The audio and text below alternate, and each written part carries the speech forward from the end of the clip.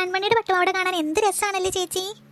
അതേടി, നമുക്ക് 3 പേർക്ക് ഒരേപോലെ പാവാട തുന്നാന്ന് പറഞ്ഞപ്പോൾ ഞാൻ ഒട്ടും പ്രതീക്ഷിച്ചില്ല കൺമണിക്ക് ഇത് ഇത്ര ഭംഗിയാകുമെന്ന്. എത്ര പെട്ടെന്നല്ലേ 3 മാസം പോയത്. അങ്ങനെ കണ്ണനും കൺമണിക്കും ഇന്ന് നമ്മൾ പേരിടാൻ പോകുക. എല്ലാം പറഞ്ഞതുപോലെ പേരൊക്കെ സർപ്രൈസ് ആയിരിക്കണം. അറിയാലോ, ഫംഗ്ഷന് വരുന്ന എല്ലാവരും ചോദിക്കും കൊച്ചിൻ്റെ പേരെന്താന്ന്. പറയരുത്, നമ്മൾ ആ സർപ്രൈസ് ബോക്സ് മാറ്റി ആ ബലൂണൊക്കെ പൊട്ടിച്ച് കഴിയുമ്പോൾ ആ പേര് തെളിഞ്ഞ് വരും. അങ്ങനെ എല്ലാവരും അറിയാൻ പാടുള്ളൂ. അതുവരെ എല്ലാവരും ക്ഷമിക്കോ ചേച്ചി. ഇപ്പോൾ ഈ ഫംഗ്ഷന് വരുന്ന എല്ലാവരും ചോദിക്കൂലേ എന്ത് പേരിടാൻ പോവാന്ന്. ചോദിക്കട്ടെ, അതല്ലേ പറഞ്ഞത്, സർപ്രൈസ് ആണ്, ആ സമയത്ത് മാത്രമേ പറയൂന്ന് പറഞ്ഞാൽ മതി. നമ്മൾ 3 പേര് മാച്ചായി. നമുക്ക് ഈ കണ്ണനും കൂടിയേ ഈ ഒരു ബ്ലൂ കളറിലെ മുണ്ട് മതിയായിരുന്നു. ബ്ലൂ കളറിലെ മുണ്ടോ?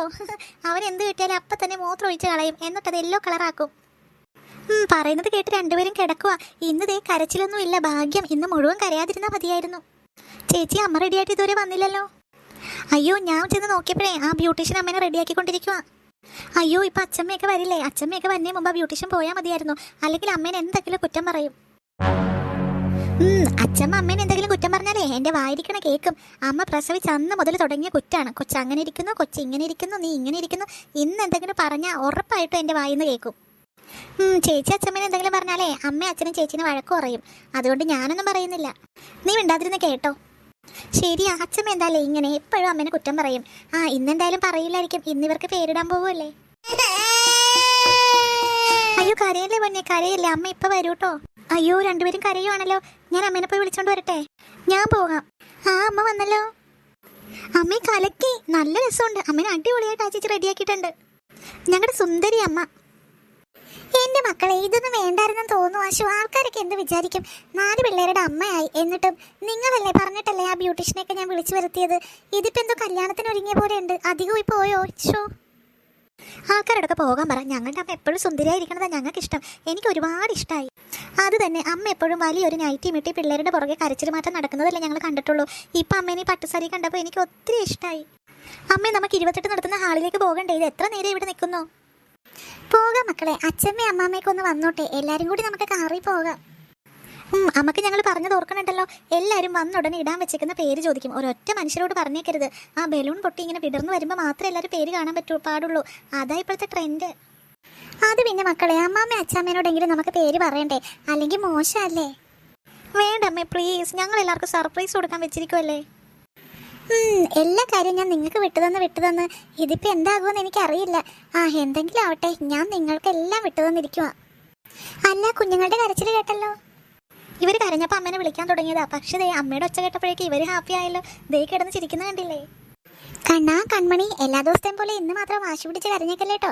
നിങ്ങളുടെ ആദ്യത്തെ പരിപാടിയാ. ഒരുപാട് പേരൊക്കെ നിങ്ങളെ കാണാൻ വരും. എൻ്റെ ഉണ്ണികളെ, എൻ്റെ കണ്ണാ, എൻ്റെ കൺമണി, അച്ചമ്മ വന്നടാ. എൻ്റെ കണ്ണാ, എന്റെ ദൈവമേ, ഇതെന്തൊരു കോല ഇത്. 90 ദിവസത്തെ പിള്ളേരാണോ ഈ കിടക്കണേ? ഇന്ന് ജനിച്ച പോലെ. അന്ന് കണ്ടതിലെ കുട്ടികൾ ഒരുപാട് ക്ഷീണിച്ചല്ലോ. എന്റെ ദൈവമേ, ഇവർക്ക് സമയത്തിന് പാലൊന്നും കൊടുക്കുന്നില്ലേ? ഇതെന്താടി ഗീതേ, ഇന്ന് നിന്റെ കല്യാണമാണോ? അതെ, കല്യാണമാണ്. കല്യാണം വിളിച്ചിട്ടാണല്ലോ അച്ഛമ്മ വന്നത്. മിണ്ടാതിരി നീതു. അതെ അമ്മേ, ഞാൻ കുട്ടികൾ പറഞ്ഞേ ഇതിപ്പോ എല്ലാരും വരുന്ന പരിപാടിയല്ലേ, അതുകൊണ്ട് നന്നായിട്ടൊക്കെ ഒരുങ്ങണമെന്ന്. അതുകൊണ്ട് ഞാൻ ഇങ്ങനെയൊക്കെ ഒരുങ്ങിയതാ അമ്മേ. കുട്ടികൾ പറഞ്ഞു. 4 പിള്ളേരുടെ അമ്മയല്ലേ. കുട്ടികളുടെ 28 അല്ലേ ഇത്. ഓരോന്നിനും അതിൻ്റെതായ രീതിയും ചിട്ടവും വട്ടമൊക്കെ ഉണ്ട്.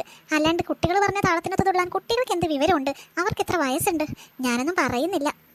അല്ല, ഞാനൊന്ന് ചോദിക്കട്ടെ, ഈ വേഷം കെട്ടി നിന്നാൽ നീ കുഞ്ഞുങ്ങളെ എങ്ങനെ എടുക്കും? ഈ മാരയൊക്കെ ആ കുഞ്ഞുങ്ങളുടെ മേത്ത് കുത്തിക്കൊള്ളുമല്ലോ. അതിന് അമ്മ കുഞ്ഞുങ്ങളെ എടുക്കുന്നില്ല. 2 പേരെ ഞങ്ങൾ 2 പേരും എടുക്കുന്നേ. അതെ, നിങ്ങൾ അച്ഛനും അമ്മയെന്നോടല്ലോ 2 ചേച്ചിമാരല്ലേ. ഓരോന്നിനും അതിൻ്റെതായ ചിട്ടവും വട്ടമുണ്ടെന്ന് ഞാൻ പറഞ്ഞില്ലേ.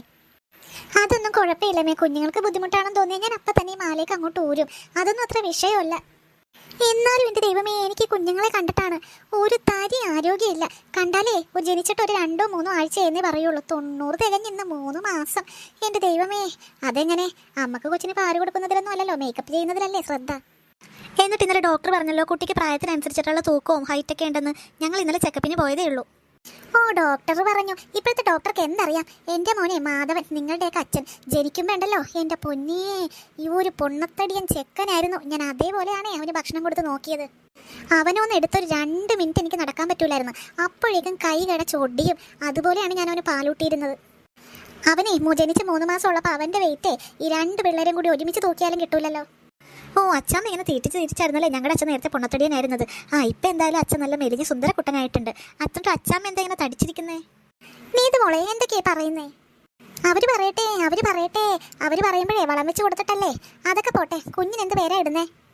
രണ്ടുപേർക്കും ഓരോ പേര് ഞാൻ കണ്ടുവച്ചിട്ടുണ്ട്. എൻ്റെ അപ്പൂപ്പൻ്റെ പേരാ രാഘവൻ. രാഘവനൊന്നും ഇടണ്ട, നിങ്ങളുടെ ഇപ്പോഴത്തെ ഫാഷൻ അനുസരിച്ച് ആ ചേർത്ത് ഇടൂലേ, രാഘവ്, അങ്ങനെ ഇട്ടാൽ മതി. അങ്ങനെ കണ്ണന് നമ്മൾ രാഘവ് എന്ന് പേരിടുന്നു. കൺമണിക്ക് പിന്നെ നിങ്ങൾ എന്തെങ്കിലും പേരിട്ടോ? അയ്യോ, ഈ നീതുവിനെയും നിത്യേനെയും ഈ പെൺപിള്ളേരെ വളർത്തി ഞാൻ മടുത്തു. എനിക്കൊരു മോനെ കിട്ടിയതാ കണ്ണൻ. അവന് ഞാൻ ഈ പേര് തന്നെ ഇടും, രാഘവ്. പിന്നെ ഇരട്ടക്കുട്ടികളായതുകൊണ്ട് നിങ്ങൾ പറയണ പോലെ മാച്ചും ഫാഷൻ നോക്കണമല്ലോ. അതുകൊണ്ടേ എൻ്റെ വത്സല കുഞ്ഞമ്മയുടെ ഒരു മോളുണ്ട്, അവളെ കെട്ടിച്ചേക്കണ വീട്ടിലെ ചിറ്റയുടെ ഒരു കൊച്ചുണ്ട്, അവളുടെ പേരാണ് രാഗിണി.